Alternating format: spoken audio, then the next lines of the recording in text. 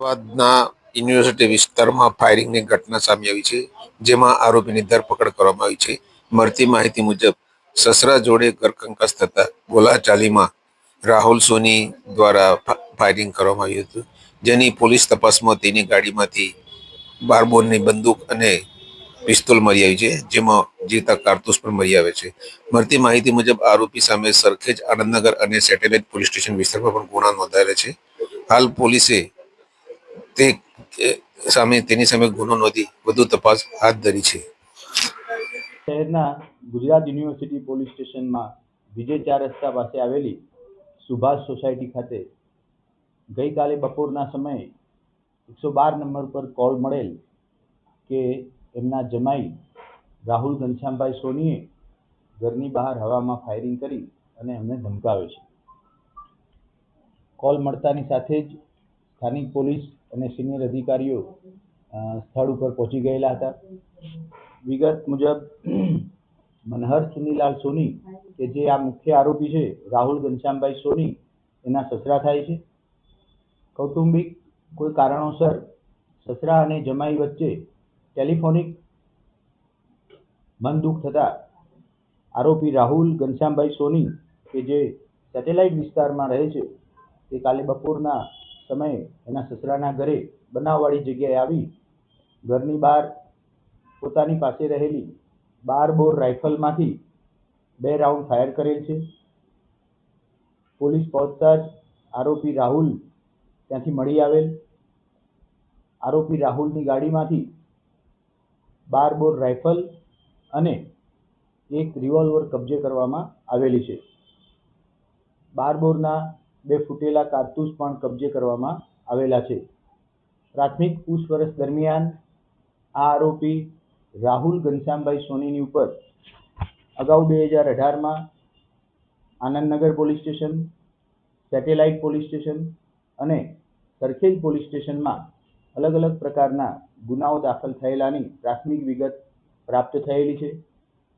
વધુ ઇન્વેસ્ટિગેશન દરમિયાન કેવા પ્રકારના ગુના દાખલ થયેલા છે, ગુનાઓનું અત્યારે શું સ્ટેટસ છે અને પ્રાથમિક દ્રષ્ટિએ આરોપી રાહુલ ઘનશ્યામભાઈ સોની પોતે કેફી પીણું પીધેલું હોય એવી અવસ્થામાં મળી આવેલા હતા, જે બાબતે પણ એની કાયદેસરની કાર્યવાહી હાથ ધરી એની ધરપકડ કરી આગળની કાર્યવાહી હાથ ધરવામાં આવેલી છે. પ્રાથમિક તપાસ દરમિયાન આરોપી રાહુલ અને એના પત્ની મયુરીબેન વચ્ચે કોઈ પણ જાતનું ઘર કંકાસ ચાલતો હતો. એ દરમિયાન એમના સસરા દ્વારા સમજાવટ બાબતે ટેલિફોનિક વાત થતા આરોપી રાહુલને મનદુખ થયેલ અને એ એમના સસરાના ઘરે બનાવવાળી જગ્યાએ આવી અને ઘરની બહાર હવામાં ફાયરિંગ કરેલાનું પ્રાથમિક દ્રષ્ટિએ પોલીસ તપાસમાં બહાર આવેલું છે.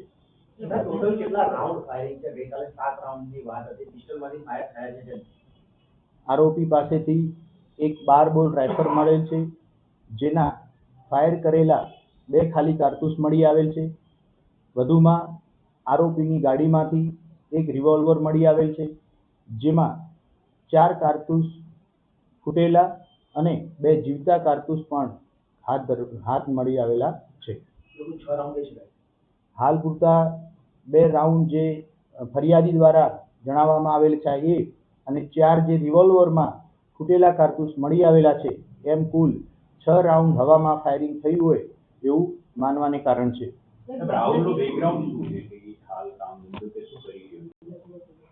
રાહુલ પોતે ઓટોમોબાઈલની કોઈ શોપ ધરાવે છે એવું પોલીસ તપાસમાં બહાર આવ્યું છે.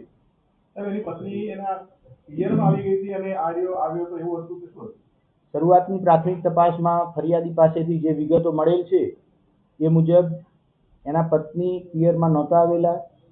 આરોપી અને એના સસરાની વચ્ચે કોઈ કારણસર મનદુખ થયેલ અને આરોપી પોતાના ઘર સેટેલાઇટથી સસરાના ઘરે હથિયાર લઈને નીકળેલ. આ વાતની એમની પત્ની મયુરબેનને જાણ થતા તેઓ પણ તરત એમની પાછળ પોતાના પિયરમાં આવી ગયેલા હતા.